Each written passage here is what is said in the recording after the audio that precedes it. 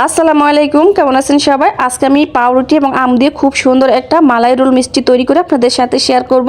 আর এই মিষ্টিটা দেখতে যতটা সুন্দর, খেতে আলহামদুলিল্লাহ অনেক বেশি মজা হয়েছিল। আর খুবই ঝটপট কম সময় কিন্তু এই মিষ্টিটা তৈরি করে নেওয়া যায়। তো রেসিপিটা দেখতে থাকুন। এখানে আমি মিষ্টি তৈরি করার জন্য প্রথমে নিয়ে নিচ্ছি পাউরুটি। এখানে আমি 5 থেকে 6 পিস পাউরুটি নিয়েছি। এখন পাউরুটিগুলোকে আমি একটা বেলনির সাহায্যে খুব ভালো করে বেলে একদম পাতলা করে নেব। অবশ্যই এটাকে বেলে পাতলা করে নিতে হবে।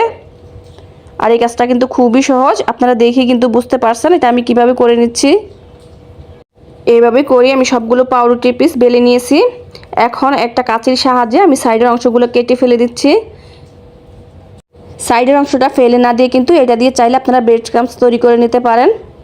আর এইভাবেই করি কিন্তু আমি সবগুলো ব্রেড কেটে নিয়েছি। এখানে আমি কিছু আম ছোট করে কেটে নিয়েছি। এগুলো আমার গাছের পাকা আম। এখন একটা ব্লেন্ডার জারে নিয়ে নিচ্ছি। চেষ্টা করবেন একদম মিষ্টি দেখে আমগুলো নেওয়ার জন্য। আমগুলোকে আমি ব্লেন্ডারে পেস্ট করে নিয়েছি। এই যে দেখুন এখানে আমি কতটা পেস্ট করে নিয়েছি।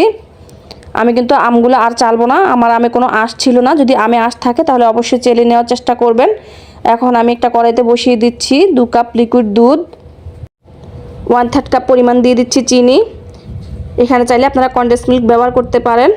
এখন দিয়ে দিচ্ছি 1 চা চামচ কাস্টার্ড পাউডার। এই কাস্টার্ড পাউডারটা দেওয়ার কারণে কিন্তু কালারটা দেখতে যতটা সুন্দর হবে আবার খেতেও ভালো লাগবে, আর দুধটা খুব তাড়াতাড়ি ঘন হয়ে যাবে। এখন দিয়ে দিচ্ছি 1 চিমটি লবণ। এখন সবগুলো উপকরণ একসাথে নেড়েচেড়ে মিশিয়ে নিচ্ছি। আমি কিন্তু এখনও চুলাটা জ্বালাইনি, সম্পূর্ণ উপকরণ একসাথে খুব ভালো করে মিশিয়ে নিয়ে তারপর আমি চুলাটা ধরিয়ে দিয়েছি। নেড়েচেড়ে জাল করে নিয়েছি। এখানে আমার মিশ্রণটা জাল করা হয়ে গেছে। এখন একটা সাইডে রেখে দেব। ওই একই কড়াইতে নিয়ে নিচ্ছি আমি আরও 2.25 কাপ লিকুইড দুধ, দিয়ে দিচ্ছি 1 কাপ গুঁড়া দুধ, দিয়ে দিচ্ছি 1/4 কাপ চিনি। অবশ্যই মিষ্টিটা আপনারা আপনাদের পছন্দ অনুযায়ী দিয়ে নেবেন। 1/2 কাপ দিয়ে দিচ্ছি আমরা যে আমটা পেস্ট করে রেখেছি, সেখান থেকে আমি 1/2 কাপ পরিমাণের আম ব্যবহার করেছি। এখানে আমার আমটা কিন্তু প্রচুর মিষ্টি, তাই আমি চিনির পরিমাণটা কমিয়ে দিয়েছি। এখন সবগুলো উপকরণ আমি একসাথে নেড়েচেড়ে খুব ভালো করে মিশিয়ে নিচ্ছি। যখন সবগুলো উপকরণ একসাথে মেশানো হয়ে যাবে খুব সুন্দরভাবে, তখন আমি চুলাটা ধরিয়ে দিব আর অনবরত নেড়েচেড়ে এটাকে রান্না করতে থাকবো 6 থেকে 7 মিনিটের জন্য। 6 থেকে 7 মিনিট পর এই দেখুন এখানে কিন্তু মিশ্রণটা ঘন হতে শুরু করে দিয়েছে। এখন আমি এর মাঝে দিয়ে দিচ্ছি 1 চা চামচ ঘি।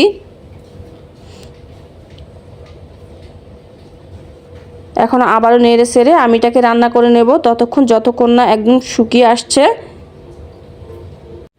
আর এখন কিন্তু আমি চুলার আঁচটা একদম লোতে করে দিয়েছি। আর লোতে করে অনবরত নেড়ে চেড়ে কিন্তু আমাদের এই ক্ষীরটা তৈরি করে নিতে হবে। আমার ক্ষীরটা কিন্তু তৈরি করা হয়ে গেছে। আমি কিন্তু এর চাইতে আর বেশি শক্ত করে ক্ষীর তৈরি করব না, একটু পাতলা রেখে তৈরি করব। এটা কিন্তু ঠান্ডা হয়ে যাওয়ার পর আর একটু ঘন হয়ে যাবে। আমি আপনাদেরকে দেখিয়ে দিচ্ছি ক্ষীরটা ঠান্ডা হওয়ার পর কতটা ঘন হয়ে গেছে। এখন আমি একটা ব্রেড নিয়ে নিচ্ছি। আর আমরা যে ক্ষীরটা তৈরি করে রেখেছি সেখান থেকে আমি পরিমাণ মতো ক্ষীর দিয়ে নিচ্ছি। দিয়ে তারপর আমি রোলের মতো একটা শেপ দিয়ে নিচ্ছি। বাস এইভাবে তৈরি করে নিলে কিন্তু আমাদের রোলগুলো তৈরি হয়ে যাবে। আর সবগুলো রোল আমি এইভাবে তৈরি করে একটা প্লেটে নিয়ে নিয়েছি। এখন আমরা যেই মালাইটা তৈরি করে রেখেছি দুধের, সেই মালাইটাও কিন্তু ঠান্ডা করে নিয়েছি। এখন আমি ব্রেডের উপরে মালাইগুলো দিয়ে দিচ্ছি। আর মালাইটা অবশ্যই ঠান্ডা করে দিতে হবে। আমি প্রত্যেকটা ব্রেডের উপরেই কিন্তু মালাইটা দিয়ে দিচ্ছি, এতে করে মালাইটা খুব সুন্দরভাবে স্যুপ করে নিতে পারবে ব্রেডটা। আর এখানে আমি কিছু আমের পিউরি একটা পলিথিন ব্যাগে ভরে নিয়েছি।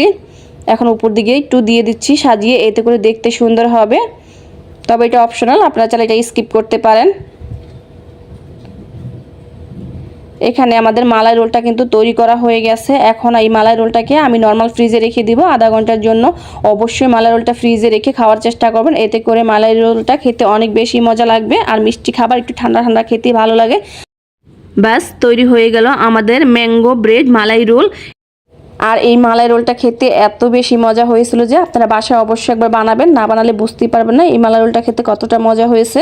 আর এখন তো পাকা আমের মৌসুম, আপনারা চাইলে খুব সহজেই কিন্তু অল্প উপকরণে এরকম একটা সুন্দর মিষ্টি তৈরি করে বাসার সবাইকে চমকে দিতে পারেন।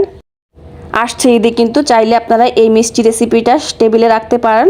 আশা করছি সবাই অনেক বেশি পছন্দ করবে। তো আজকের মতো এখানে বিদায় নিচ্ছি, আবারও দেখা হবে নতুন কোনো ভিডিও নিয়ে। সে পর্যন্ত সবাই ভালো থাকবেন, আমাদের জন্য দোয়া করবেন। আল্লাহ হাফেজ।